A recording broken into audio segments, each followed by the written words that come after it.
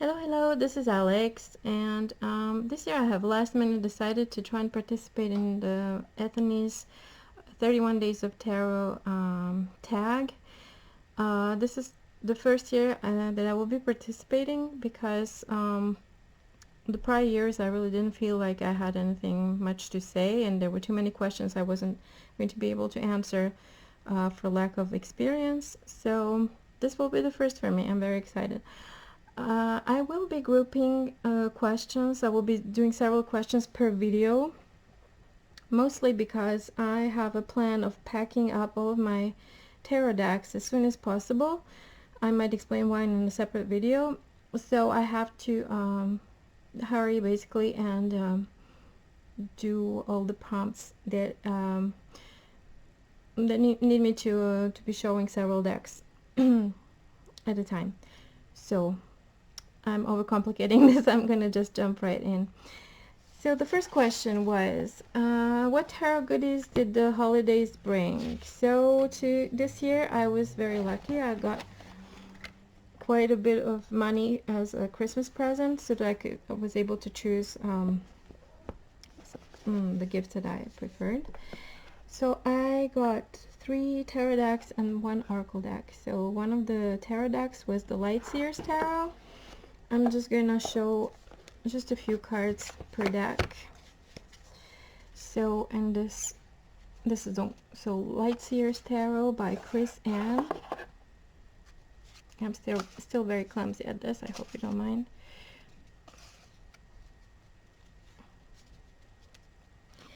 Please find it charming or endearing or something like that. Okay, so the next one is Tarot Z. I don't know why I have some sort of lisp today. I don't know if it's something I ate that made my tongue thicker or whatever. That's really weird. Also, if you hear weird noises, my neighbors are doing construction work, so I apologize for that. So this is Tarot Z that I edged in brown. So I tried to edge them in make them match as much as possible the skin tones or sepia tones from the back of the cards.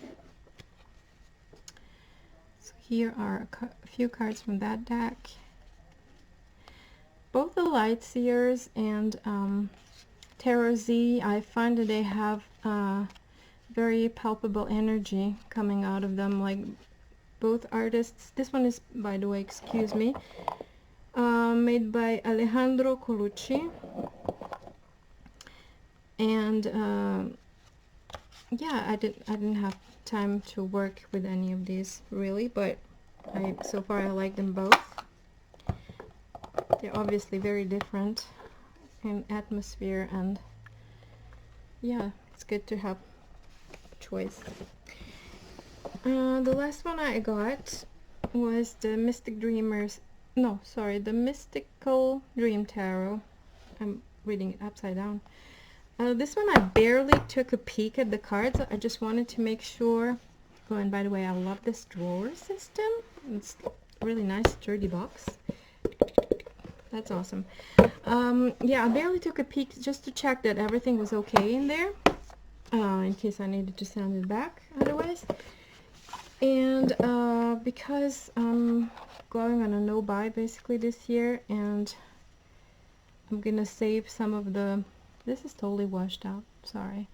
Gonna try and save some decks for later in the year when I start feeling cranky because I'm not getting any new ones. I'm sure you already have plenty of walkthroughs of this deck, maybe in reviews on YouTube. So I'm gonna try and be a little bit quick. And the last goodie that I got is not exactly a tarot deck. It's something a cross between some sort of board game and an oracle deck. I will be using it as an oracle. It is called 54 Ciphers Enigma by Daniel Martin Diaz. I really like his artwork. I saw a book that he published that's available on Amazon. It's unfortunately €50 and up, so I wasn't able to get it, but I really like it. So it comes with the tiny little it's smaller than a card, with a cheat sheet, let's say, with meanings of the cards for divination. And these are the backs, and I think they have like really nice, some sort of retro aesthetic, a little bit, I don't know, cold war-y. Sounds weird like that, but yeah, if you check out his other artwork, you will see what I mean. Old schematic drawings, something that really draws me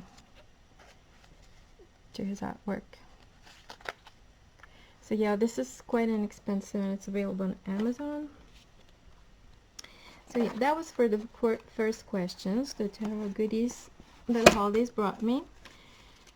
So now I'm moving on to the second question, top 5 tarot decks of 2019, meaning the ones that I got this year.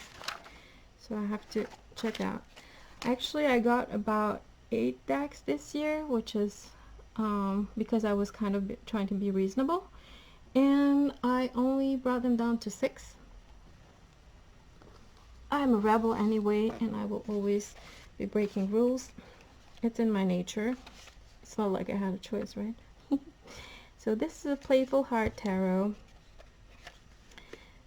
I participated in Ozera's Kickstarter campaign. Oops, these are really slippery. I'm not having fun with that aspect of the deck, but I adore everything else about it. I did a video on this one on my channel, so if you're interested, you can take a look. Also, I don't know if I mentioned, but just in case you're not familiar with Anthony's 31 Days of Tarot tag, I will link it below in the description box. So the other one that I got was the Many Queens Tarot.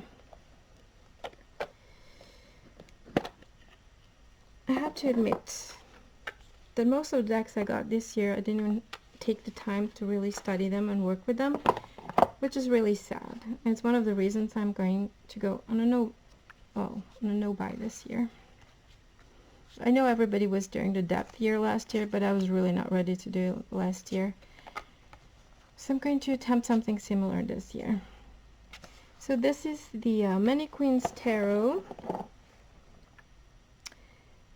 by Letty Jane Rennekamp.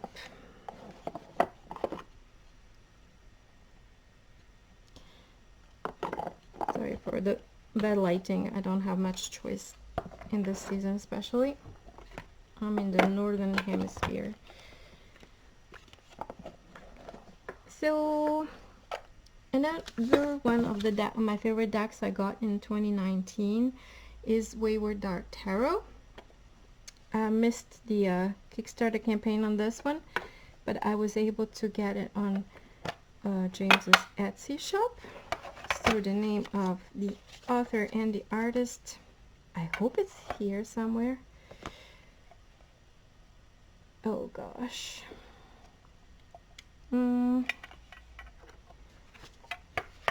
It's James something, but he goes by something studio. I'm so sorry. I'm going to put in the description box anyway. Sorry, I didn't show you any cards. Oh yeah, cool.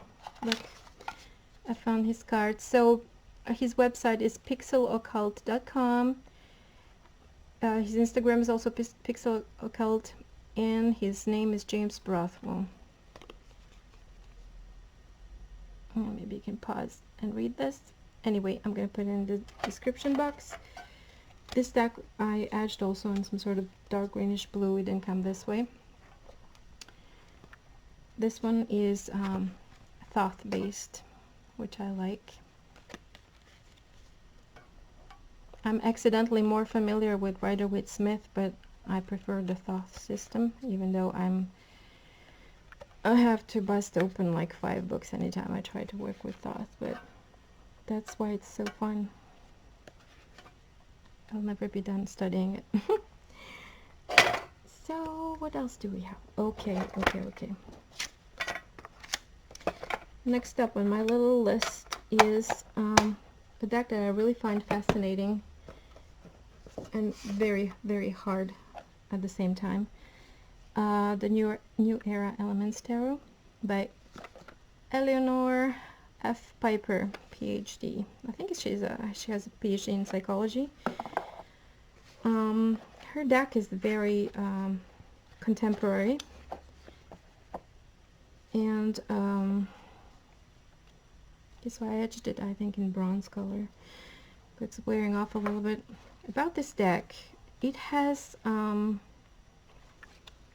very contemporary images, very well chosen. Okay, I'm so bad at orienting these things, sorry. But also has cards that are really, really, really, really hard.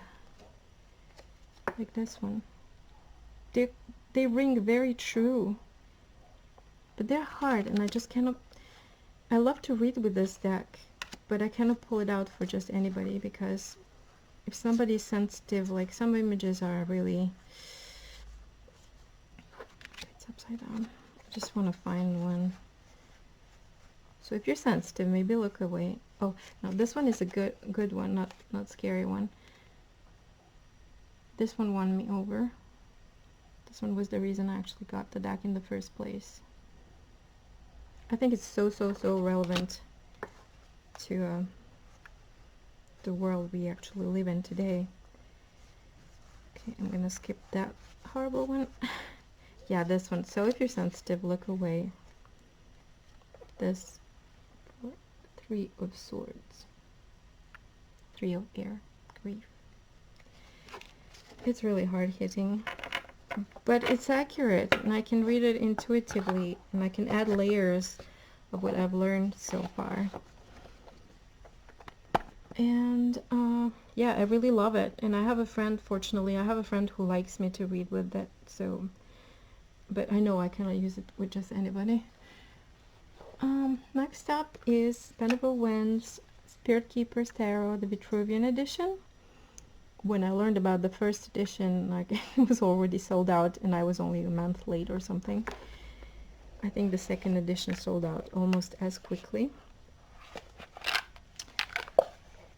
I would have preferred to have the first edition, because the sepia tones in this one, usually sepia tones in decks for whatever reason really make me sleepy, they make me drowsy, and I'm having a hard time focusing. But this deck is still worth it, totally. I had gotten the deluxe package, which includes PDFs of huge guidebook, of medium-sized guidebook. Medium-sized guidebook was available for free. I don't know if it's still on her website, but I think it's an interesting read anyway. So that's that one. And the last one I got was the Spolia Tarot. I had been gifted, I opened it upside down so that I wouldn't ruin the nice thingy there. I had been offered a tarot book by one of the creators of, by a friend. And the book was written by one of the creators of the Spolia deck. And I don't remember, I think it's something Creative Tarot. Or maybe Jessica Griffin, I'm sure. I'm totally unprepared, I'm sorry. And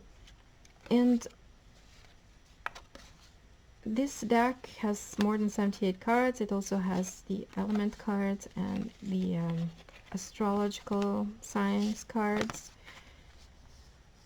And so yeah, I was saying, I was offered a book, and in that book there were a few pictures of this deck, which was back then in the making.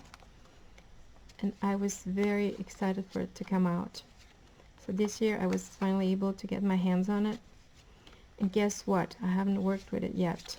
Not a single time. I don't even know if I had actually paid attention and watched every single card of this deck. I'm pretty sure I haven't. So yeah, here it is. So that was for the question number 2. I think the question number 3 was the top 5 Oracle decks that I got in 2019, and the truth is I only ever owned 3 Oracle decks, and the third one I got this year, which is the Enigma that I just showed you. Was one of my Christmas gifts. So we can move on to the next question. My most used decks from 2010 to 2019. So I only started tarot, learning tarot in 2015. So for me, it's going to be from 2015 to 2019. So some of my favorite and most used decks. Well, these are going to be most used actually. Zombie tarot. I love this deck. When I saw it, I had to get it immediately. However, it took me a whole year before I was able to actually look through the cards and work with it, because they were turning my stomach upside down. Because I'm not so much, like, look at this. I'm not so much into zombies. I don't know. But the deck is so cool, and it's vintage, and it's really well made, and the cardstock is nice, and the guidebook is nice. It did fall apart for me though, because I was I'm still relying quite a bit on guidebooks. So yeah, it's been used quite a lot, but still it wasn't very well made. The binding of the booklet, the rest is super well made. So yeah, this is one of my most used decks. I think it reads really well, and I love it. I just love it. And it's very cheap. Like, the packaging is great and sturdy and useful and pretty and well made. It goes for super cheap, and I don't know why more people don't have it. I think it's because it's very niche tarot deck. Like, okay, so one of my most used decks, once again, is the New Era Elements Tarot. I've just shown a few pictures, so I'm not going to go there again. Next one is one of my very favorite decks in the world anyway. It's Shadowrun Sixth World Tarot. I do not have the box with me right now, but this is the booklet, and I think the box was pretty similar. It was a small but sturdy box with a magnetic closure. And you had the pull-out ribbon. Very nicely made, but it was very expensive as well, because it's from the Shadowrun gaming franchise. I don't know the name of the franchise actually, but the game is yeah, it's the Catalyst. The name of the role-playing game is Shadowrun, and it has been around since the 90s, if I'm not mistaken. I'm not a gamer, so I never played this game, but I bought the tarot deck out of curiosity, and I really love this universe. It's situated somewhere in the relatively near future, and lots of humans have mutated, some into elves, some into orcs, I believe. It's quite a bit dystopian, science fiction. It's everything I love. I adore this deck. I'm pretty sure one day I will at least do a walkthrough, if not a review. So another one of my most used decks. It's actually 2. They are tied because I couldn't make up my mind. But guess what? One of them is not here, so we're gonna scrap it. The one I'm scrapping is Animal Totem Tarot, which was the first deck that I had actually used for a few weeks in a row as a beginner.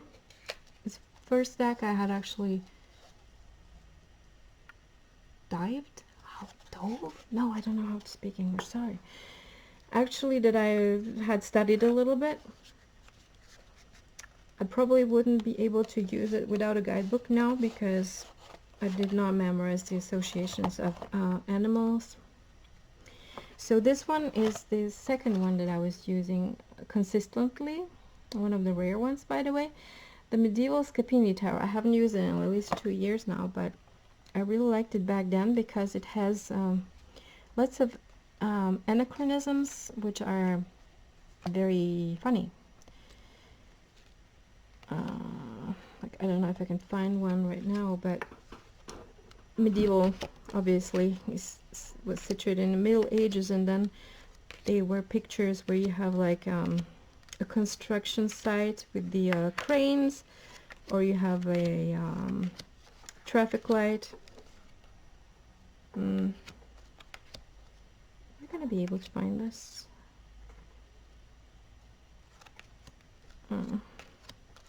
I hope you have a minute. No, probably not. I like better the miners because they don't have the golden background. They're less busy. And I don't know how well you can see the colors because of my crappy lighting, but I really like the colors in this deck, and I like that element of humor and the quirkiness of anachronisms and everything. So yeah, this one did get quite a lot of views back in the day.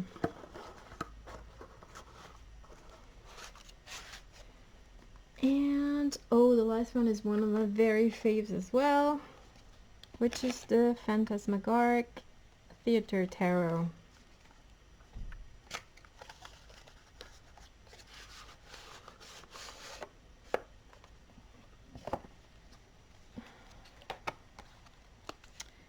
Here are a few cards. I'm just going to show you my favorite ones. This Chariot. I think it's my very favorite Chariot. Got about 100 decks, by the way, so it gives you an element of comparison.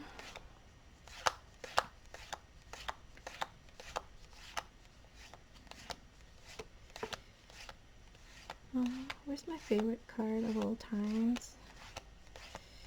Just in this deck, it's a 4 of coins. I'm going to tell you right now what it is. It's a 4 of coins, which is not actually a card like I'm really into at all. But in this deck, I think it's so adorable. And it focuses less on the greediness aspect of the 4 of coins or pentacles. It's more about feeling safe because you have enough, and you have stashed some for the... See, she's like sitting on the chair. I can imagine she's playing with her feet, and I think she's just so adorable. So guys, yes, that was the question number 4, and that's the last question for this video, and see you very soon for the next video. Bye bye. Thank you for watching.